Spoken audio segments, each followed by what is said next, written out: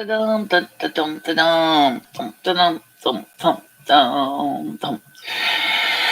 good evening, good afternoon, wherever you may be. It's MicheleMarieDalene, and of course today is, well, it's the day after Thanksgiving here in the U.S., and I did 2 shows yesterday. One of them was on this channel, of course, and the other was on the other channel, when Welcome to My World channel, which I think was very thought-provoking, and I wanted to just say is I do appreciate those that did watch that show.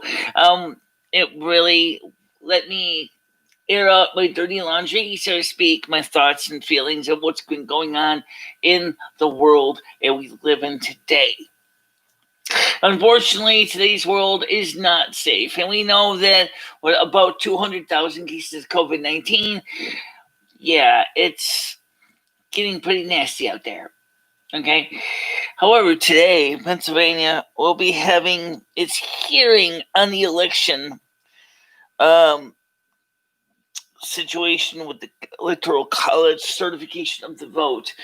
Other states, of course, are pretty much already certified.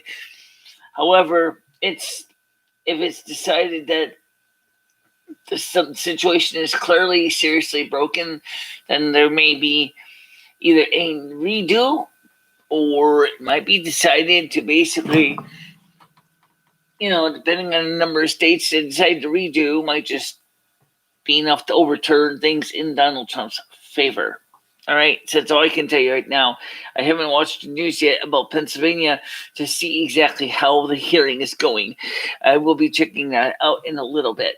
Right now, the next thing I want to cover is that those who did watch the show yesterday on the other channel probably wanted to know why was it so important to bring up what I did about Savannah Swinrunner, only to find out themselves basically frustrated because they don't even know how they can tie a game into the real world.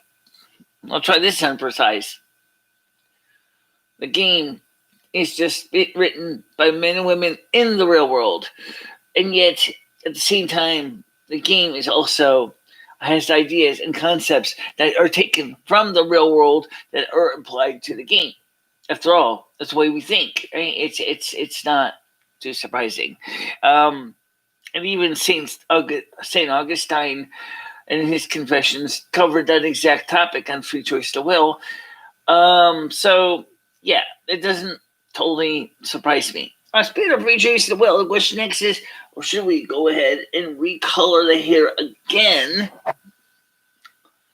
Brown, darken back up again in brown, or just leave it this naturally kind of mixed up in between color. Well, there's advantages and disadvantages to both. One of the things that's an advantage, if I leave it as it is that my hair salon, when I finally do get a chance to go back, when I finally do get a stimulus check, whatever that's going to be, Congress, what's your plans?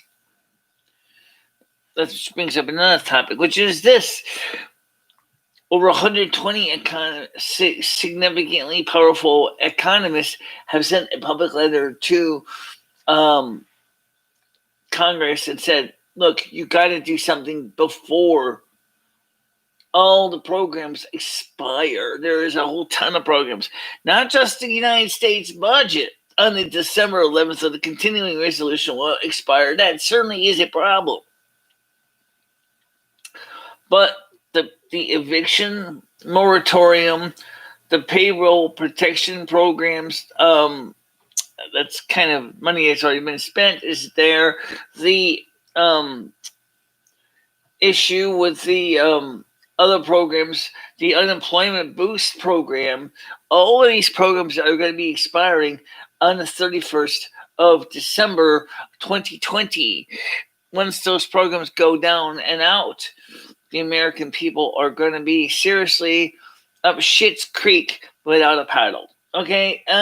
Because especially if you're starting to tell people that you want to start doing lockdowns again, you're going to definitely be up shit's creek without a paddle. Not good. So question is, what are we going to do about it?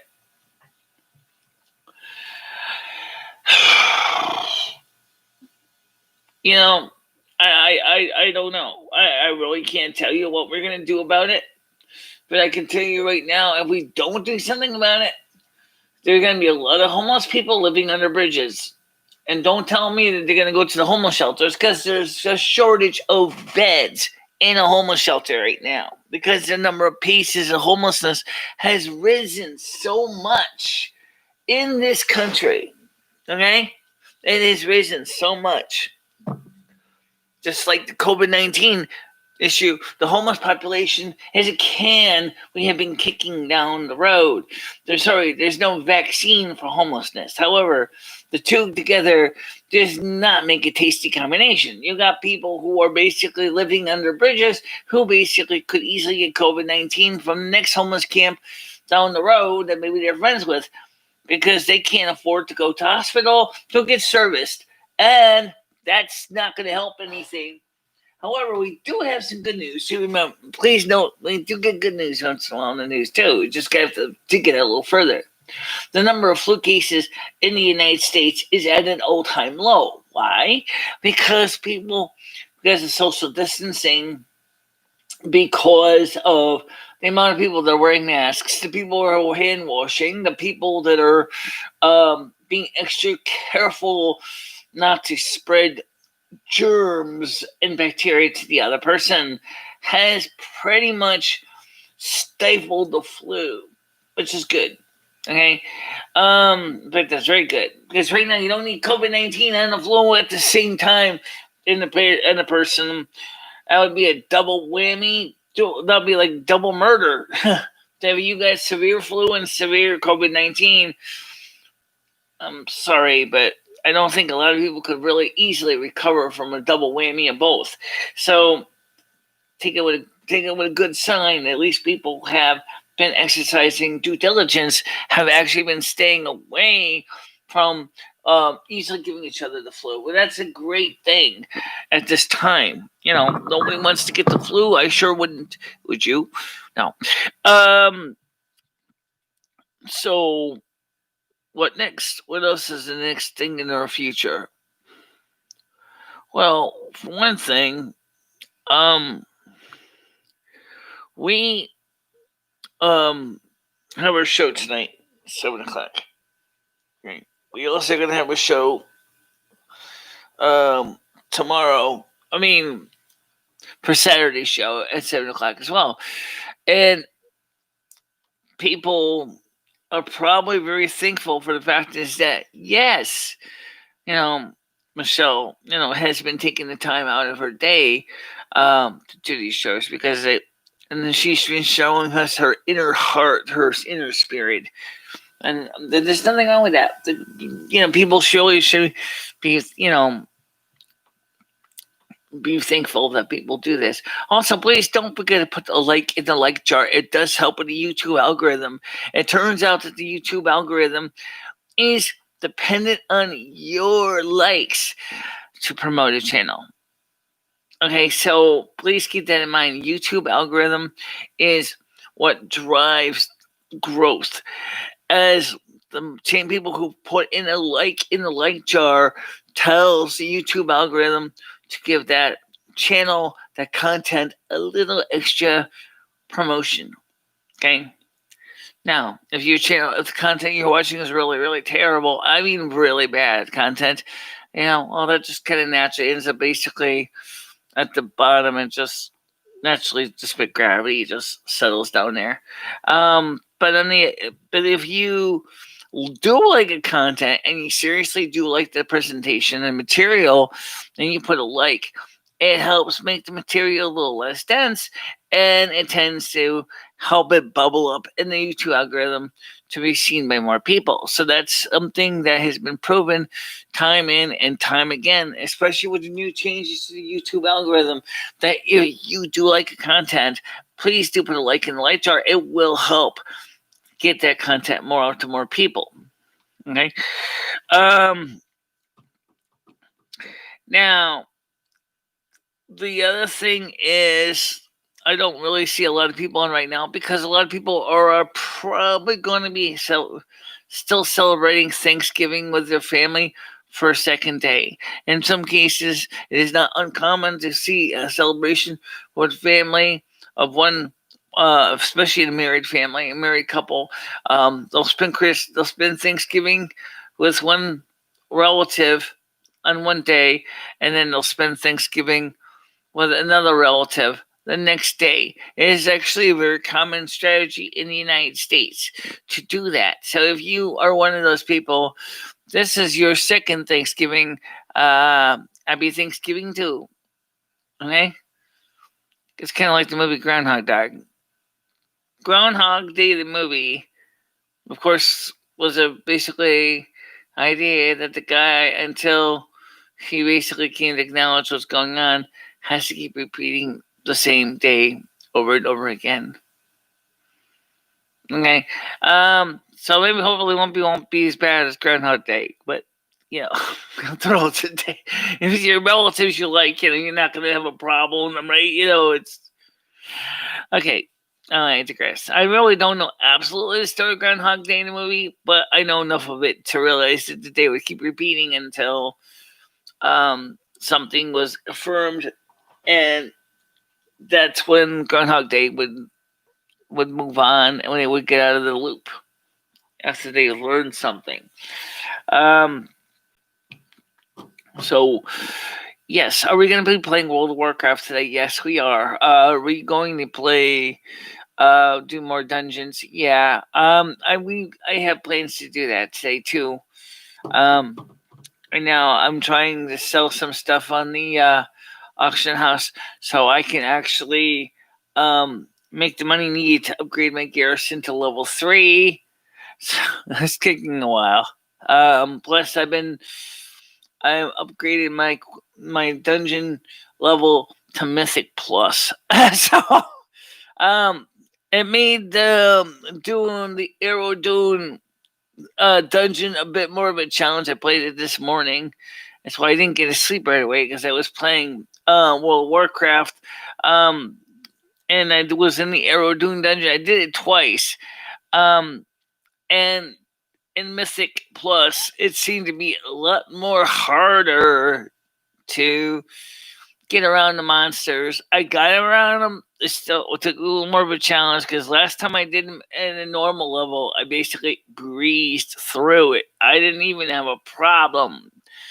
This time I had more problems because the monsters were more on the ball and not exactly like, giving me an easy pass, which is fine. I don't mind I don't mind a little bit of a challenge. Actually, my character needs that. Of course, Arrow Dune was only something like a level 40 dungeon. So yeah, she needs a little more of a challenge. You make it 2 minutes with Key Walk, and then she gets bored, and then she walks away. Yeah, she just walks away and goes, "I don't want to be part of that," So, am I going to be taking on more dungeons on a 1-to-1 basis? Probably. Yes, we have 2 more dungeons to do this week.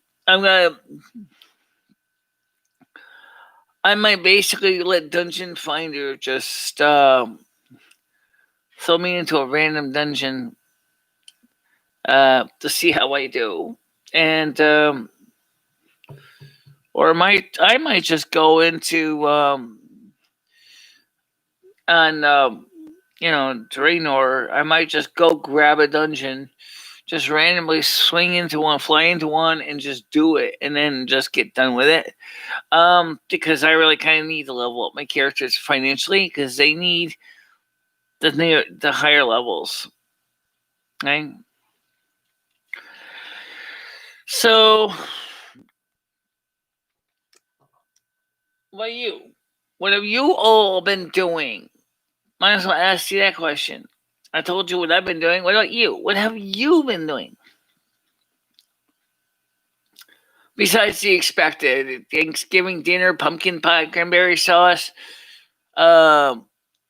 vegetables, fruits, ice cream, chocolate.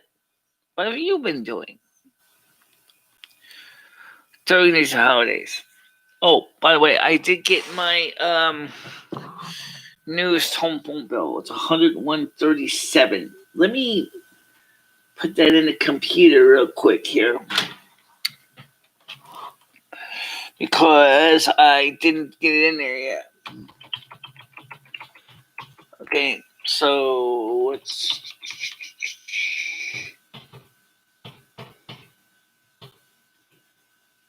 okay.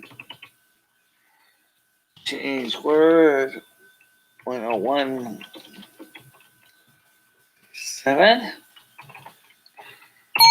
CC BC budget BC.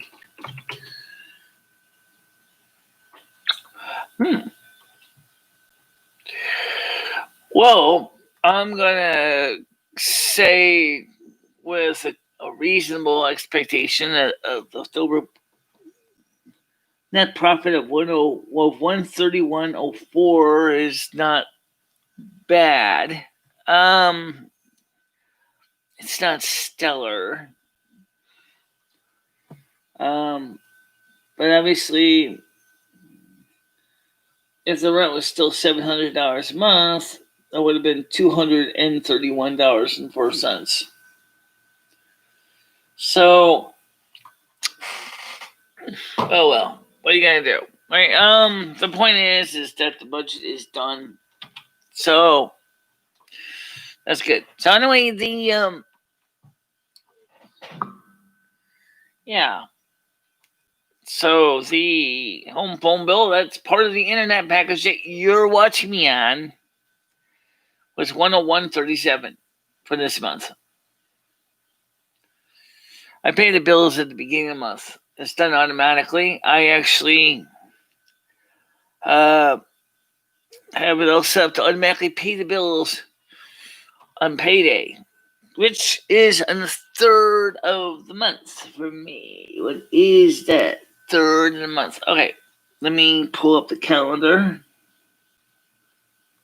It's the 27th, we know that. 3rd of the month is on... It's on a Friday. So it's next Thursday.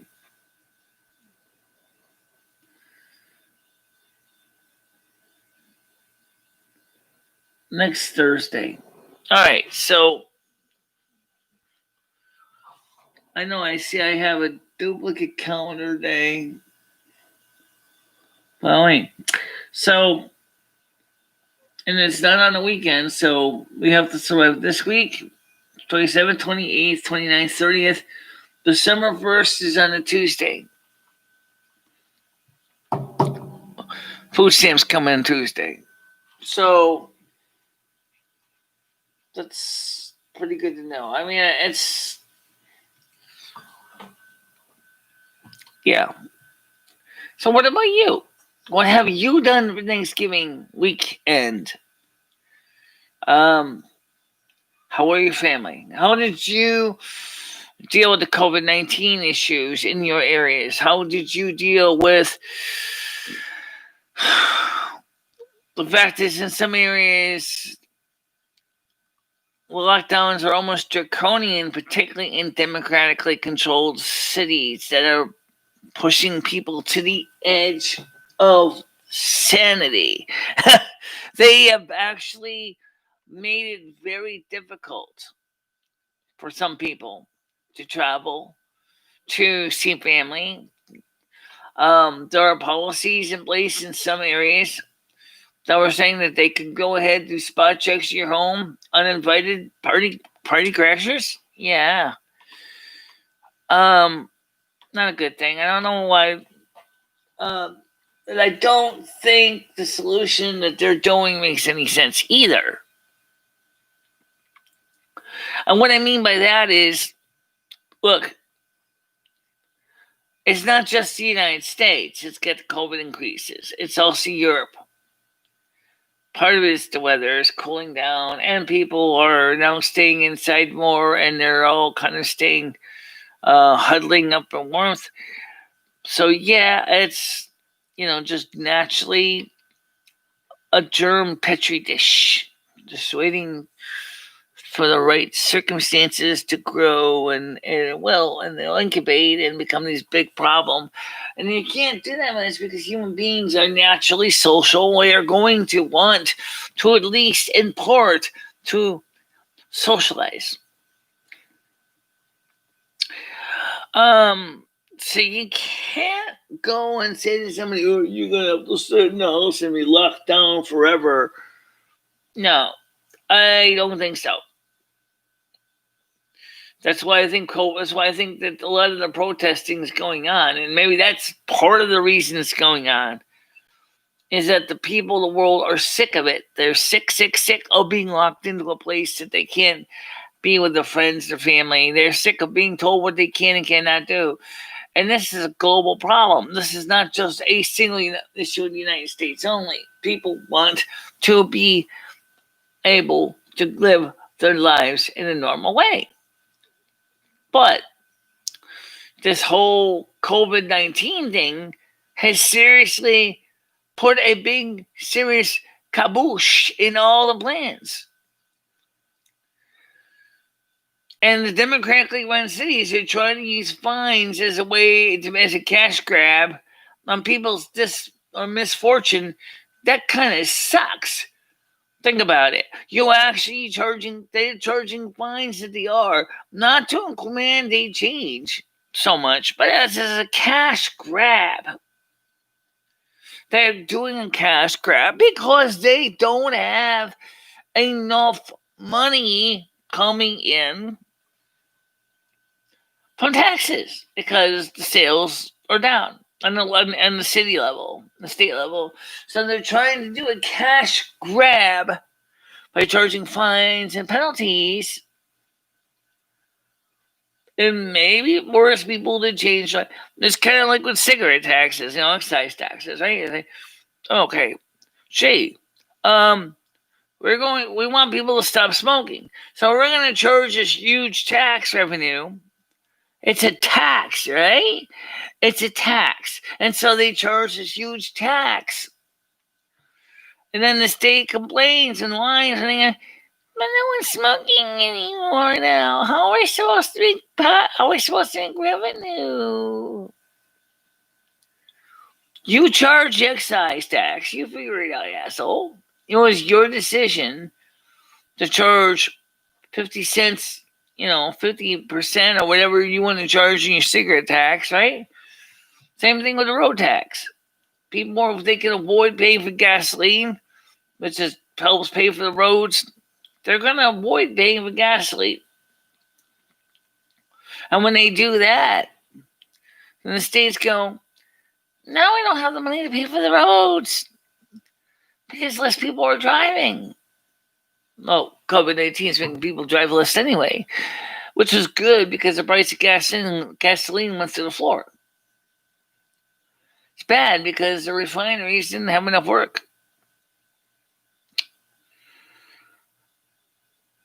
In other words, the system is totally botched up. It's totally messed up. It doesn't make any sense, but you know what? If you're trying to use a fine or fee or tax to encourage change, and when the change finally occurs, who are you like? You have the right to complain. You want people to help pay for the roads, so you basically are charging them a road tax and the gasoline. Okay?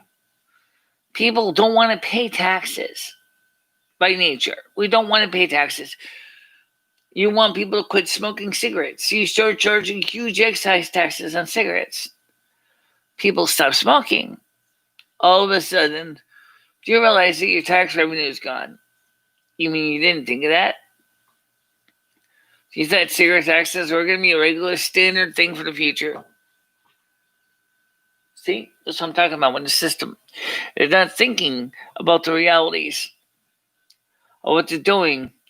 Is going to basically tax the problem out of existence.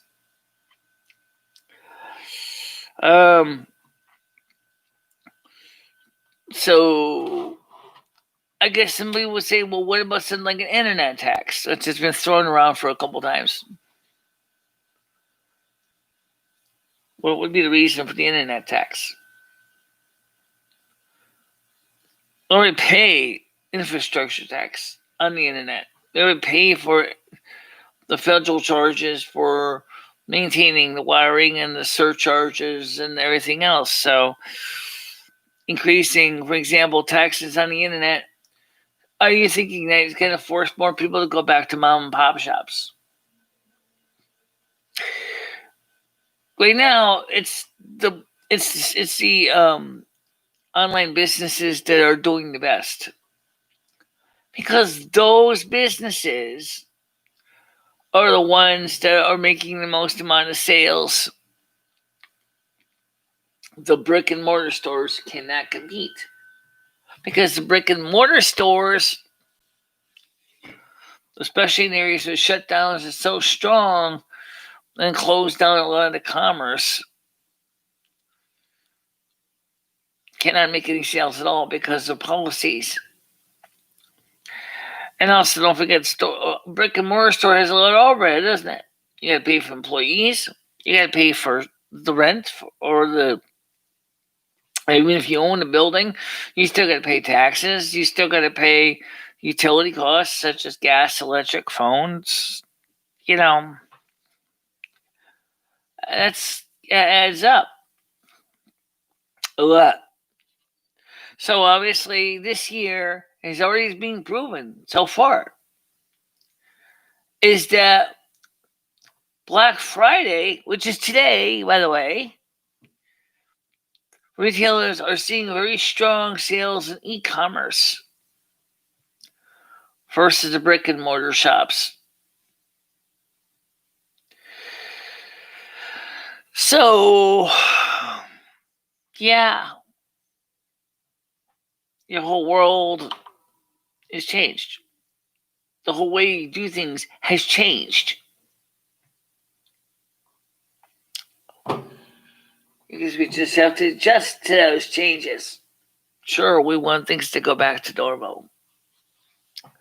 But the new normal is not going to be easy to adjust to. Soon, the most productive businesses that actually are going to be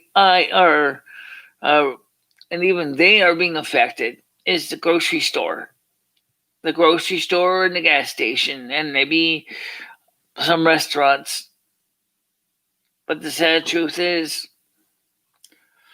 thanks to things like Amazon Foods and other food delivery sites, even the grocery stores are struggling right now. The new normal is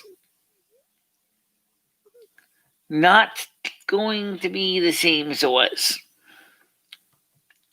We're entering a time when human beings will be staying more and more to ourselves, left to our own devices, trying to figure out how to deal with our own problems because of the whole situation caused by a badly maintained laboratory in Wuhan, China.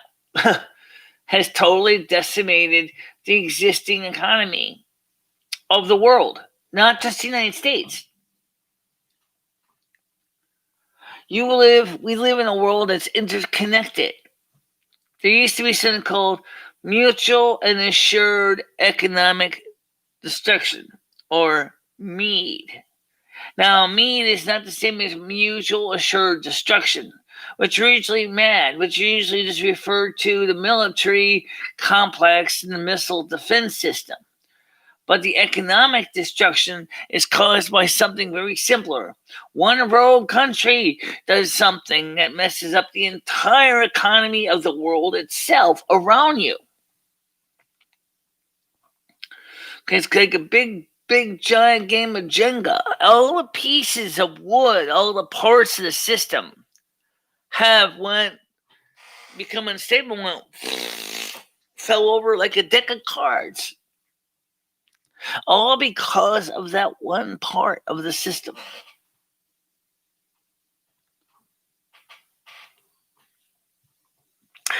So, how are we going to get things to switch around? The truth is, I don't know. I do not know if we can. But we do know this. If by the end of the year, if Congress doesn't renew these programs or come up with a new plan to make up for what's going to lapse, the world is going to be a very, very different place. It's going to be a world that's not going to be utopian. And you'll be seeing a lot more spaces under bridges for rent, under a bridge, more families, more homeless children, as well as adults, will be unable to provide for themselves. As more and more of the jobs and the industries go online, the economy is going to be totally changed. All because of what happened in Wuhan, China.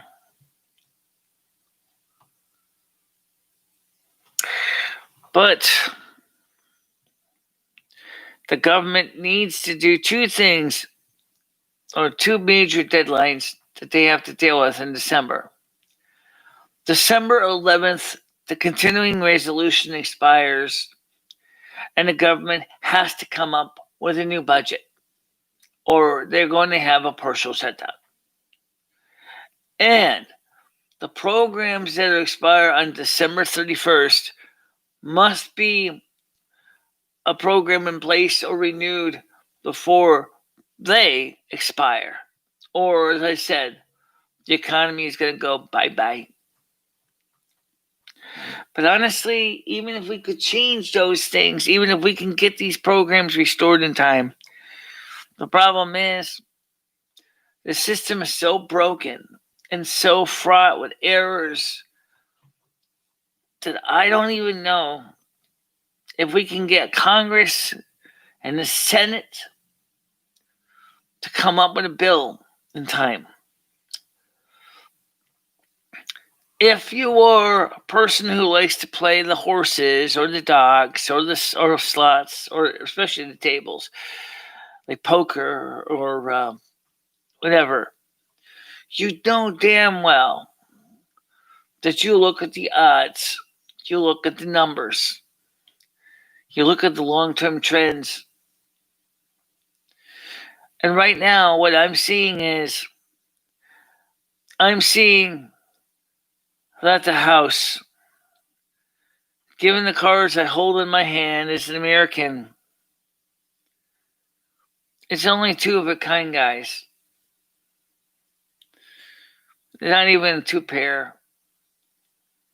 It's certainly not a full house. They're not even the king, queen, jack, or just cards. Like 2 twos. Just 2 twos.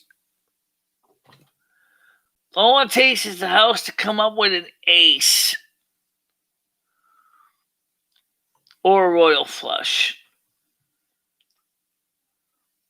and I'm screwed. And it's the same with every other American. We want to beat the house, but the house is going to beat us. Especially since the house always wins. The house in this case is the government. They control the purse strings. They're controlling the potential future of millions of Americans. Just as countries around the world, the people are at the mercy of their administrations to make sure that the people get the services they need. Only in this country have we seen so much infighting between Republicans and Democrats, between the House and the Senate, over the most silly things. They both want the same thing. Why don't you make a bill based on the things you do agree on, and then work out the other details later? You guys are running out of time. 120 economists told you this. You're running out of time. And if you don't do something now, the country is never going to be able to get back on its feet within a few years. It's going to be bye-bye, buddy. It's going to be over. The American economy will be irreparably damaged because of your brinkmanship. It's kind of sad. I know right now I got 5 people watching, which is great. Sadly enough, those 5 people aren't talking, but that's okay.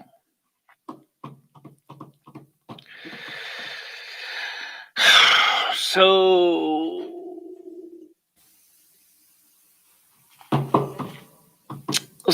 let's talk about that. Let's cuss and discuss. What do you feel is the answer? What do you believe in?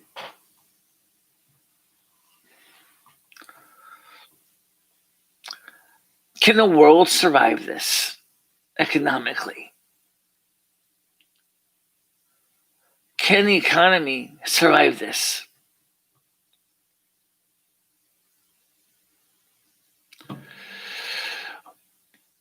I don't know. What about you?